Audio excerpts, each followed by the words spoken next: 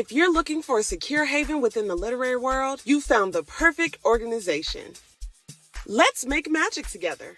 Our space is specifically designed for African American authors who are passionate about their writings of films and books. It's a platform to stay informed about industry developments. And on Patreon, we'll share exclusive content, valuable resources, and engaging discussions and masterclasses on various subjects, ranging from film and publishing industry trends to wellness and business tips. So if you're ready to dive into this exciting community, become a member now. Welcome to our literary haven where creativity knows no bounds. Let's make magic together.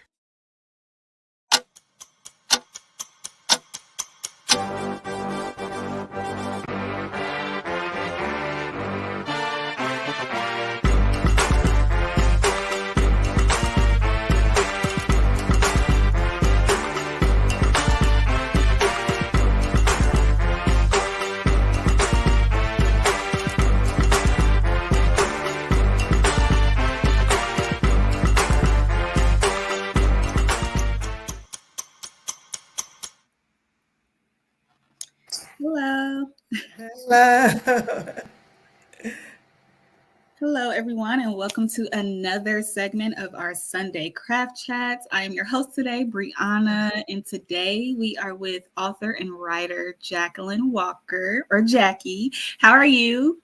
I'm doing well. Thank you for having me. That's good. That's good. So for those who do not know about you, just give us a little bio and background of who you are and what you do. Sure. As you said, Jacqueline Walker. I go by Jackie. I'll answer that more often than Jacqueline. Yeah. But I am a self-published author. Really by day, I am an information technology project manager and communications manager. And by night, or I'd say that I write fiction and nonfiction books that encourage, educate, and entertain. My whole focus is about inspiring others to find their passion and to drive to fulfill their purpose, to really focus on, perseverance. Everything is not going to come in one fell swoop. You might miss a mark, but keep going. So my whole thought is to be an inspirational writer. I have 2 books out now and looking to write some more. Okay. So what got you into writing? Like, what made you fall in love with writing and telling stories? I've written my entire life, although I just, in the past 2 years published my 2 books, but I've written my entire life. As a child, I absolutely loved writing. Probably picking it up in school and also at home because my parents were big on reading and writing. And as a child, I used to write poems, and I so used to write little poems like for my mother. Instead of, a card on her birthday, I would write her a poem. And then I started writing poems for others. But I also really loved reading the works of different authors. And I would say that Black authors, probably more from the Harlem Renaissance, like Langston Hughes was one. It just amazed me the way he wrote when I, would read his works and his poems and the stories that he would tell. It just intrigued me and really kept me interested in reading and kept me interested in wanting to write. And so, as I just went through life, as I said, reading and really focusing on writing. And then about when the pandemic came in and, we were all kind of locked in, and that year happened to be a big anniversary of an event that really changed my family's entire life. And being locked in, I said, you know what, I'm going to put this story on paper, not just for me, but really as a legacy for my family and for the next generations to really learn about, what happened and that event and how it changed us and how it pushed us forward in a lot of ways. And so that was my book, A Season of Disruption. And that's when I wrote that book. And so once I wrote that book, then really I was beaten with, okay, I have to keep going. And so came the next one, Dancing in the Rain. So that's it. So tell us a little bit about the season of disruption. Like you said, that came about during the pandemic. So how did you go from the thought to execution? As I said, that came about that year, right, just about right away in February. Really was the anniversary of this tragic event in my family that changed everything for us. And so that was right when the pandemic happened. And I remembered, and it was like, this is 50 years since that event. And then I was there, locked in, and started, really putting the story down. And I really started more. Just writing about the specific event that happened. Mm-hmm. And as I wrote that, I said, no, I have to tell some backstory. And then I have to tell some of the story of what happened and how my mother more so navigated it, and how we navigated as children, or a small part of it. Mm-hmm. And so I put those down, and so it became a full-fledged memoir, in essence. So that was really how I pressed through that. So it's the story about perseverance and overcoming. Yeah. So besides that event, anything else in your life that you had to persevere through and overcome, how did you do that? Oh, sure. I think for all of us, I like to say that, trials are a part of life, right? Mm-hmm. They're going to come. It's inevitable. You can't stop them. So what I've learned is, and what I stick to is that I focus on perseverance and determination, because I have seen from experience, mine and others, that overcoming those trials and tribulations not don't just help you, but it inspires others so that they keep going, and then they too not just persevere, but they can soar even higher than you. So that really motivates me.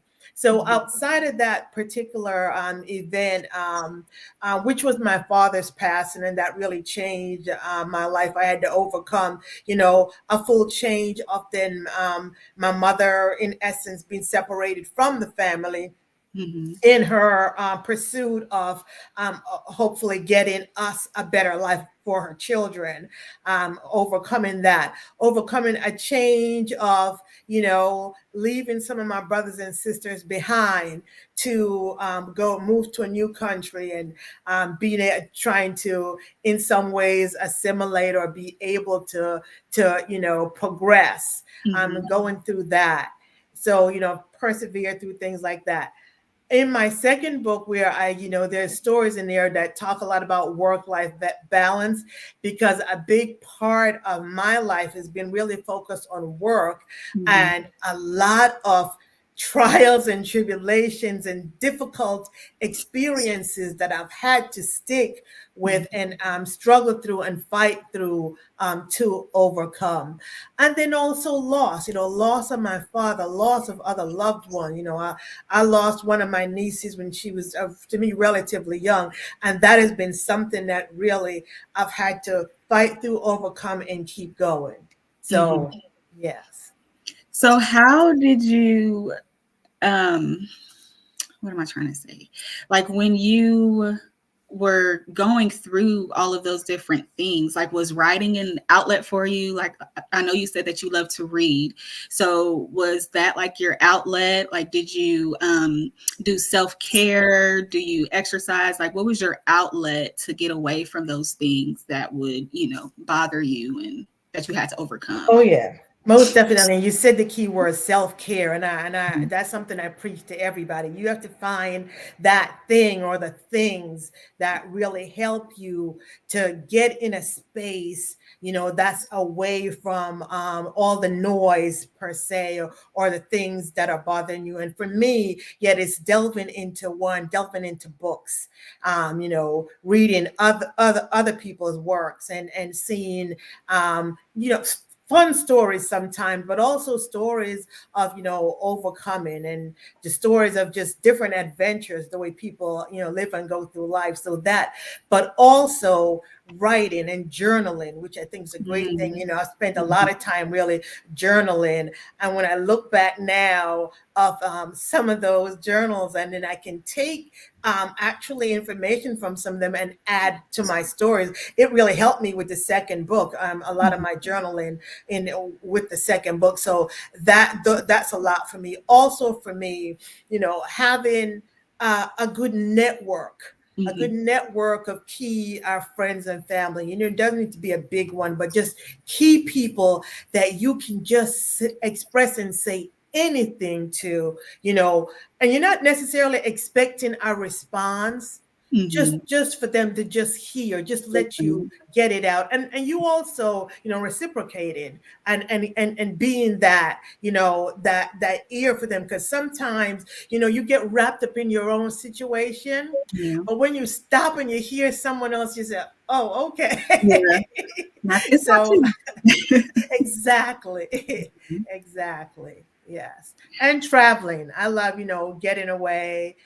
mhm, It just sometimes it could just be a way for a quick weekend trip, or mhm. sometimes it's a way to explore and, you know, a new country or something. I think Yeah. all those are great ways, yes. Yeah.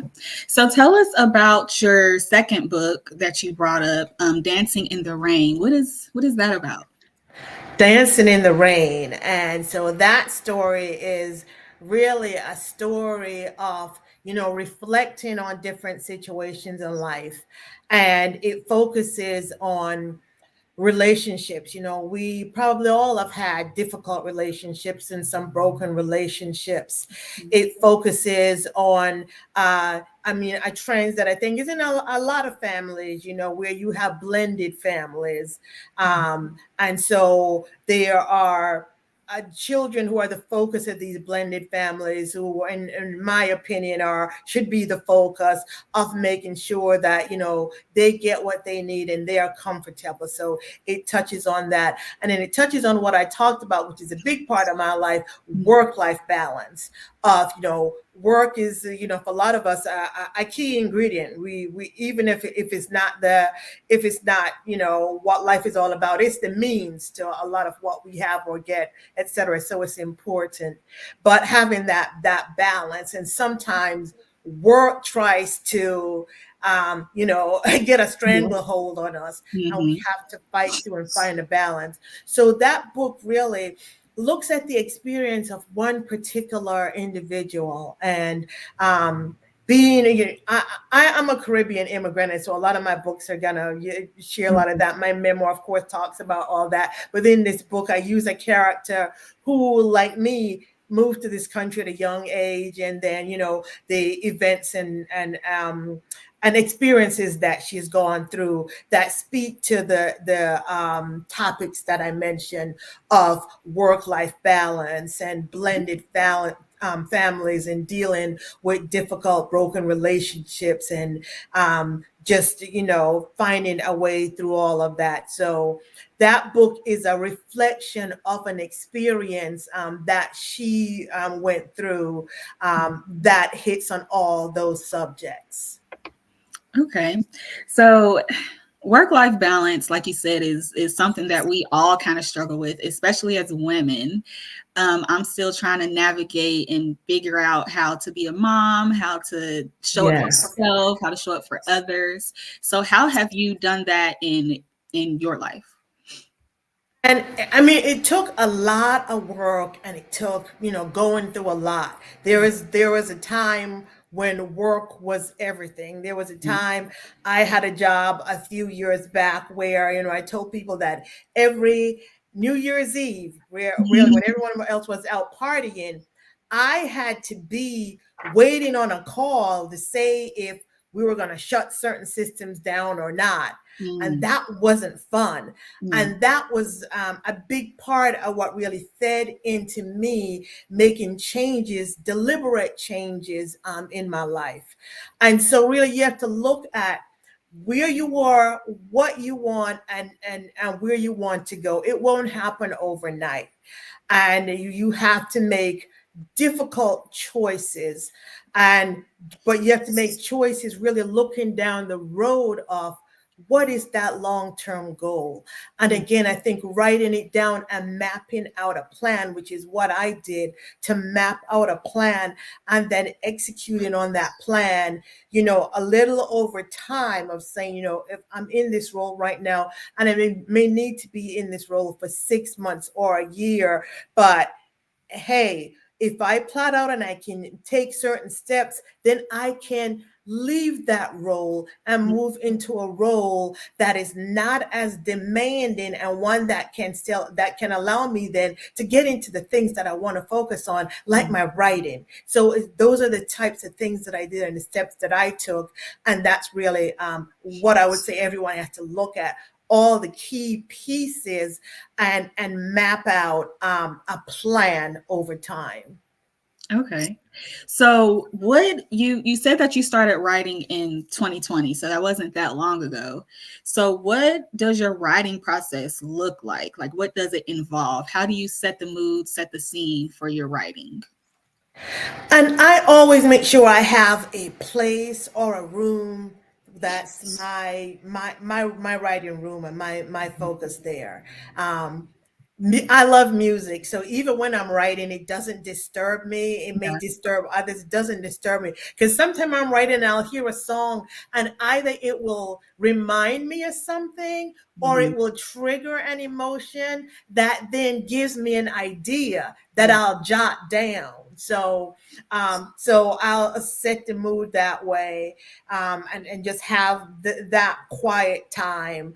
And as I said, journaling, I write down ideas. Sometimes, I'll be sleeping and I think of something, and I just keep saying it for, Mhm. repeating it over and over again until I fall asleep. And then when I wake up, I remember it, and then I jot it down to say, Mhm. okay, next time I have to, craft or build something on this because this was a good idea. But that is kind of like my general process. Then I set aside time. What I've realized is I set aside time, at least, a few hours, a few days a week. If I can get more, it's fine, but those are a must to actually write something and put something down of whatever work I'm working on at that point, so that it is moving forward and not at a standstill. Okay. So you said that you first started basically through the love of reading. So what type of like genres did you enjoy reading growing up? And then how did that affect the way that you wanted to write your stories?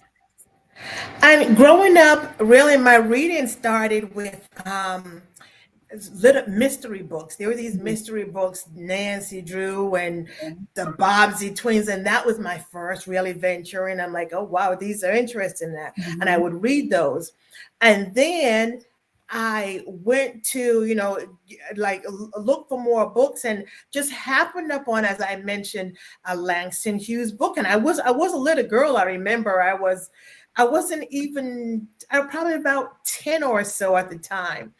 And I was still living in Jamaica, and we would go to what was the bookmobile on Saturdays to get books. And I remember seeing the book, and I wanted the book, and I was, because I kind of read through some of like, and it was a book of poems, and I really wanted to get it. And but they were looking at me because like 10 years old, but my sister, see, it's like 6, almost 7 years older than me, and I said Mhm. she wasn't there that day, and I said, I'm getting it for Joy because she couldn't be here. And that's how I got those books. And I Mhm. took them home, but they were for me.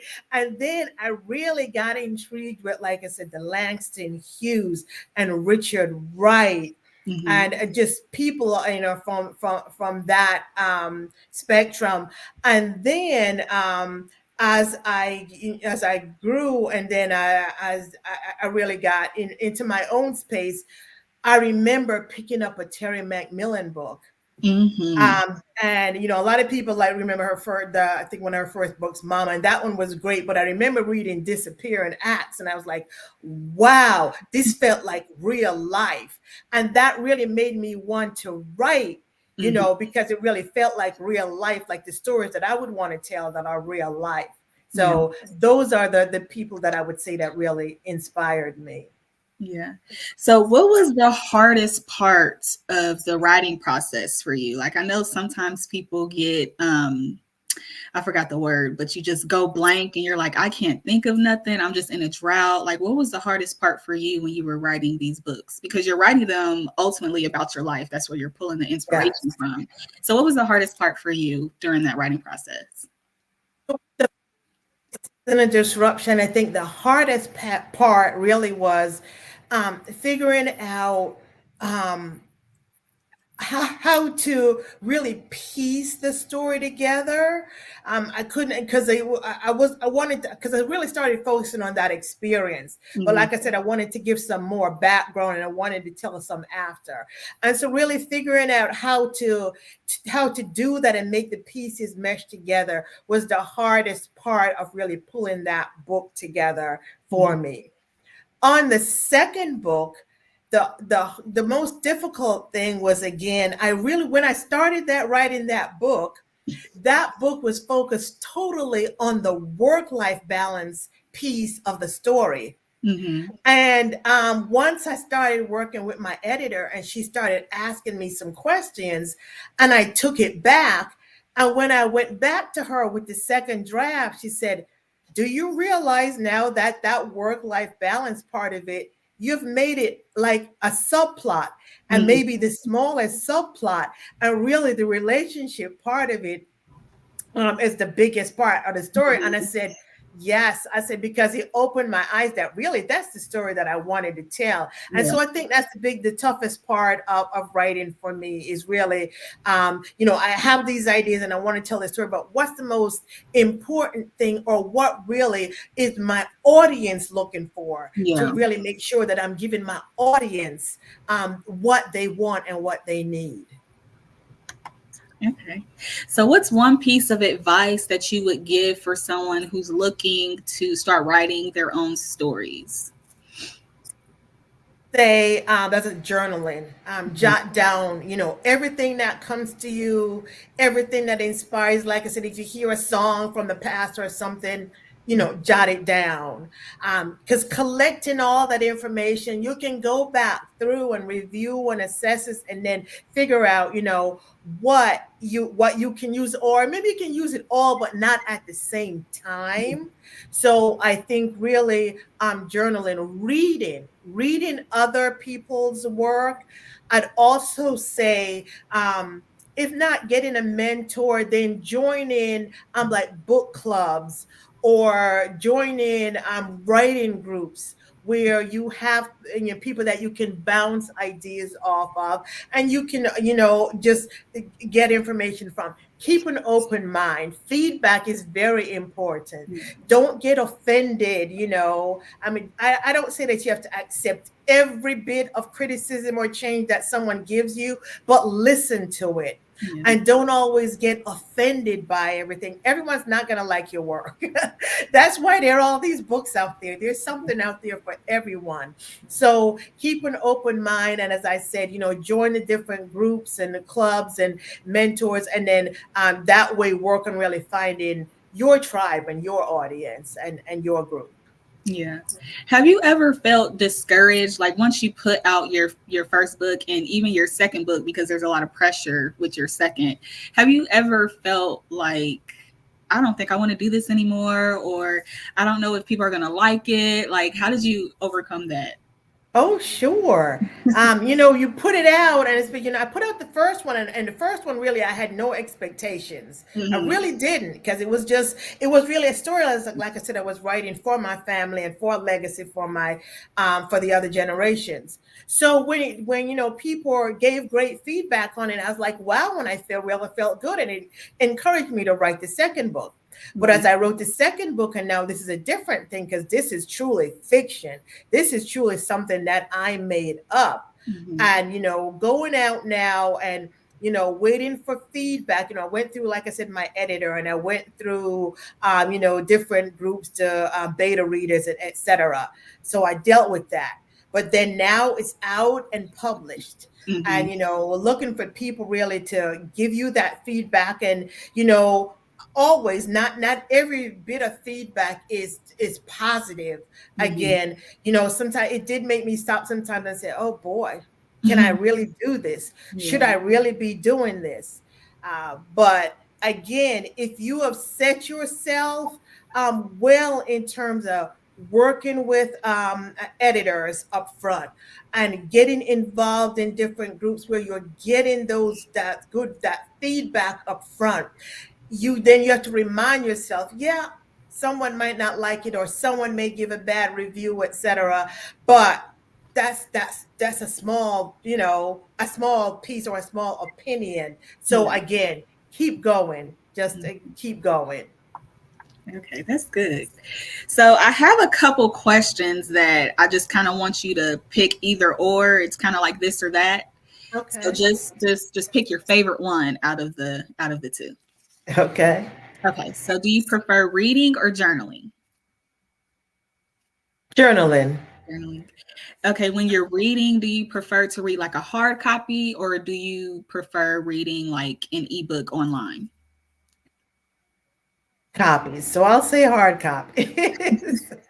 So when you're writing your books, do you prefer typing or handwriting? Typing. I'm typing. Yeah. Everyone says that they're like, I'm gonna get a hand cramp. I can't do Uh-huh. it. Okay, so do you prefer to listen to music or do you like it quiet? Oh, listening to music. What kind of music do you like to listen to? Oh, I mean, all types. It's funny. Someone rode in my car recently, and I had it was hooked to my phone, and my playlist was playing, and they're like, "What do you really like?" Because it's jumping from this to that, from that genre to that one. This is fast. This is slow. This is R&B from the '60s. This is today's music. This is some reggae. This is even a little country thrown in. So I Yeah. I just love music. Period. Yes. That sounds like me. I listen to everything and I just love music and just the way it makes you feel. So I get Yes. that. Okay. Do you prefer coffee or tea? Tea. Tea. Okay. And then water or wine? Ooh, wine. Wine. Okay, so one of my last questions, you talked about a lot of the authors that you grew up reading. So there's been like questions on like who's your Mount Rushmore of blank. So if you could pick four authors who really inspired you, who would be on your Mount Rushmore? Definitely Terry McMillan. Um, I would then say I'm gonna go with Richard Wright, and then last one is really, really a tough one. Gosh, know who to choose for the last one. Wow, wow. I don't know who to choose for the last one. So you would just have three. You can have three. Yeah, yeah. I'll those three are good. That's good. That's good. So do you have any new projects coming up? Anything for your supporters to look forward to? Yes, I'm actually this year I am working on a children's book that is the storyline is really focused on encouraging children Mhm. in storytelling and the importance of storytelling and in getting involved with storytelling. So I'm working on that, and then I am also working on a novel that has some of the features of work-life balance in it, but is really a new story that I'm really working to get out. So those should come out later this year. Ooh, that's good. So where can people follow you? And like, do you have a website or just social media? On my social media, they can do is at Jackie at J Walker Pat and the number one. So for all my social media, and then my website, writingsbyjackie.com. Okay. Well, thank you for sitting with us, Jackie. It was so nice talking to you and getting the latest on your books and your future works. Thank you. It's great Mhm. talking with you. Yes. You have a good day. You too. Bye. Bye. All right, guys. Thank you for tuning in to another craft chat. Be sure to follow us on social media at We Are AANBC. Of course, look forward to more coming up from AANBC. We have more craft chats. And of course, mark your calendars for Black Writers Weekend, which will be the first weekend in August. And until then, we'll see you later. Have a good day.